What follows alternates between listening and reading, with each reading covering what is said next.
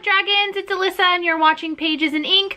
Today I'm going to share with you the 19 books that I have to read in 2019. Originally I had 20 books on this list, but 19 books to read in 2019 sounded a lot better, so I went with that. In no particular order, my first book is The Bear and the Nightingale by Catherine Arden. The only thing I know about this book is that a lot of people really love it. It takes place in the Russian wilderness in the winter.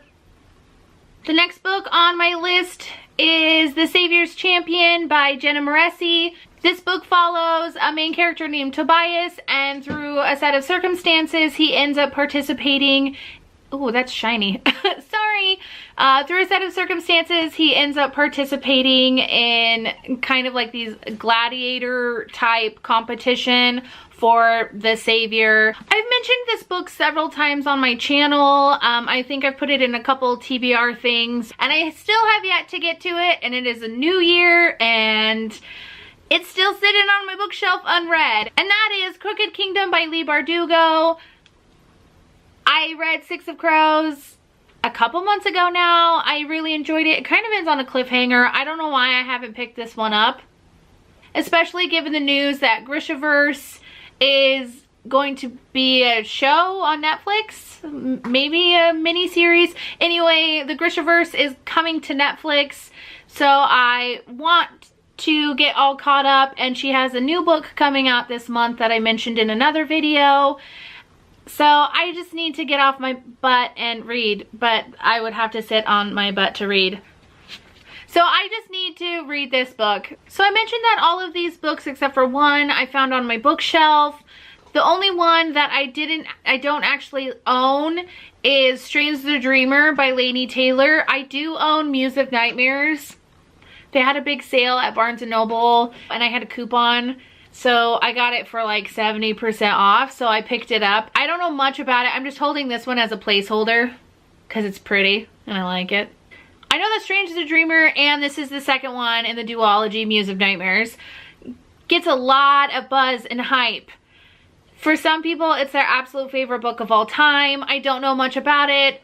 Another theme in all of my videos, I don't know much about anything apparently. I do know that it follows the main character Laszlo Strange, who works as a librarian, I think, and he's obsessed with the lost city of Weep, and stuff happens, and I know that there's people that are blue.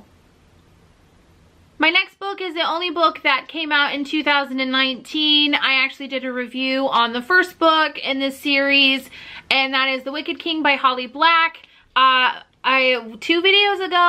video ago, I did a review on The Cruel Prince, so I will either, if I figure it out, I will either link it up in the cards or I'll put the link down below. So this is just carrying on with the story, following Jude. So this is the second book in the series. I really loved The Cruel Prince, so this one obviously was grandfathered in on my list.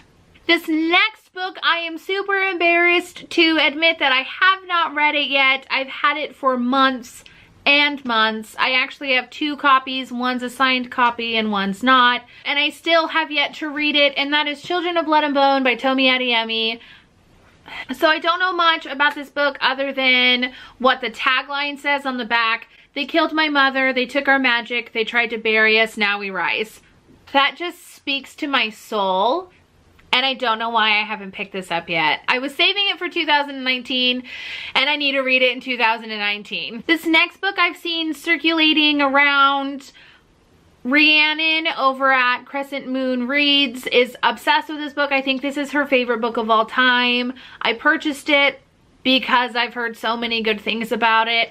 And that is Cersei by Madeline Miller. First of all, the cover's stunning. And Under the Dust Jacket is just as beautiful. It follows mythology. It follows the story of Cersei, and I love mythology. It's one of my favorite things to study. So I'm very excited to read about Cersei. I had to actually do a paper on her, so this is going to be a really fun read for me. Those of you watching are probably wondering why I haven't included any serious high fantasy on this list like Brandon Sanderson. Well, wait no more, because I want to read the Mistborn trilogy by Brandon Sanderson. The first one is The Final Empire. I mean, it's not too thick. I read 1,000-page book, like history books, so this isn't too crazy to commit to. I've just been a little too preoccupied with school and trying to read some faster reads. I think it's 1,000 years after the Dark Lord wins the battle and has taken over, and there's a group of people that are trying to fight against his regime. I love Brandon Sanderson's writing. I just really want to read this book. I also have on this list The Raven Boys by Maggie Stiefvater. There's not much said about it. It's kind of like Strange the Dreamer. They don't really say a lot. I think if you explain too much, then it gives away the plot of it. I just know that it says, if you kiss your true love, he will die. It follows a girl named Blue. I know that there's strong bonds of friendship, and I kind of like weird books, and I heard that there's a lot of weird stuff, including maybe even a ghost, so I want to read it. Next is The City of Brass by S.A. Chakraborty. I don't know what this book is about at all, other than the fact that I'm pretty sure it involves Jinn, and it looks awesome, and I know a lot of people love this book. Next on my list is one of the only YA contemporary books that I absolutely plan on reading this year, and that is Autobiography by Christina Lauren. It follows a boy who had moved from California to Utah, where he's surrounded by Mormons, and he's bisexual and puts himself back in the closet. I think it's a coming of age story, a love story, and just coming to terms with your identity, who you love, and also navigating who you love and your religion. I've mentioned this book a few times on my channel, and that is Pillars of the Earth by Ken Follett. This is technically a reread for me. I read it in middle school, but I mean, it's 900 and something. It's almost 1,000 pages. I don't remember the book. I've own and watch the miniseries, and I love it. I don't remember the book. I read it a long time ago, and I'm pretty sure I didn't finish it, or I skim read it. It's been so long, so I'm getting to this one again. This story takes place in the fictional town of Kingsbridge in medieval England, and it follows the building of a cathedral. It's more than that, though. There's politics involved, relationships involved, family dynamics involved, war involved. It's just a stunning read, and I can't say enough about this story. Another historical fiction I have on my list I'm currently reading, so by the time this goes up I'll probably be done with it, and that is The Tattooist of Auschwitz by Heather Morris. It follows the true story of Lael, who is Jewish and he lives in Slovakia. He volunteers to go to work for the Nazis to protect his family, not realizing that they're all gonna get shipped out. He gets sent to Auschwitz.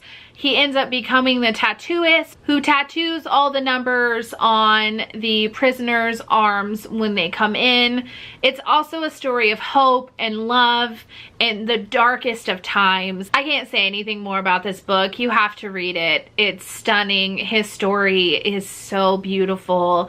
He is a hero, and he has affected so many people just by telling his story. That's all I can say. Surprise, surprise, I have another Ken Follett book on my list, and that is Fall of Giants by Ken Follett. This is book 1 of the Century Trilogy. It starts in 1911. It follows 5 different families and their historical tapestry being woven together to create this story. That's all I need to know. It's Ken Follett, and he wrote a historical novel. I'm in. It's 1,000 pages of history, so that makes me very happy. I also have The Bookshop of Yesterdays by Amy Meyerson on here. It follows a woman named Miranda. She is estranged from her uncle and doesn't know why. He was in her life when she was younger. He owns a bookshop. He passes away and leaves the bookshop to her. And then he also leaves clues for her to figure out like what really happened, why he was estranged, and the truth about family secrets. So I like these kinds of contemporary novels or these kinds of fiction where it's about family dynamics. I love family dynamics. So this is on my list. I'll probably read it in the spring. It feels like a spring book. Another book that many people wouldn't expect to be on my list because I primarily read historical fiction or fantasy, but that is Harry's Trees by John Cohen. It follows a man named Harry. His wife passes away. He is unable to deal with his grief, and he goes into like the Pennsylvania wilderness where he meets a little girl and her mother, and they create their own kind of fairy tale-esque world in their imagination. It kind of reminds me of My Grandmother Asked Me to Tell You She's Sorry by Frederick Backman, and that is my favorite book of all time, and I hope that it doesn't disappoint. So I recently joined Book of the Month and I picked up The Night Tiger by this author. I'm not gonna say the name and butcher it, so it's up here. It says, an utterly transporting novel set in 1930s colonial Malaysia, a world of servants and masters, age-old superstition and modern idealism, sibling rivalry and forbidden love. That's all I needed to know to fall in love with the idea of this book. Another book that I have on my list is Daughter of a Queen by Sarah Bird. It follows the true story of Kathy Williams, and she disguises herself as a man to join the Army's legendary Buffalo Soldiers, and she becomes Private Williams, and it's her story. That is just amazing. She's a true trailblazer, and I'm very excited to read her story. The last book on my list, we finally made it to the end, is probably the most hyped book of 2018, and that is The Seven Husbands of Evelyn Hugo by Taylor Jenkins Reid.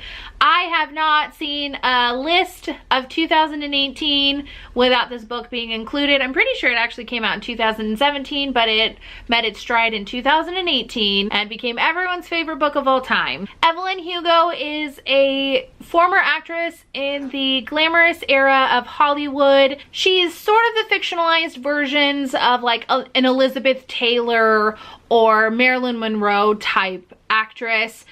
In this book, she is older and she's sitting down with a reporter to share her story, and it follows her life and her 7 husbands, and I know that she's bisexual, and there's her true love in here. That's all I know. I know that a lot of people said it made them cry, and they're obsessed with it, and it's most people's favorite book of the year. So that's all 19 books that I have made it a priority to read in 2019. I think the majority of them are fantasy, so I have to be careful with my numbers because I said that I didn't want to read as much fantasy this year as I have in past years. I would like to give other books a chance. I mean, I like fantasy. So if it's a fantasy book that catches my eye, I'm gonna put it on a list to read. I do have a lot more historical fiction that I want to get my hands on, and other literary fiction that I am planning on reading this year, so I will share those with you in the future. If any of these books sound interesting to you, let me know in the comments below, or if they're on any of your lists to read this year, or if you've read any of these books, let me know what you thought about them. And until next time, remember to be nice to yourself and be kind to others. Bye! That reminds me of Bob's Burgers. The Equestronauts, the bond of friendship greater than any force in the universe.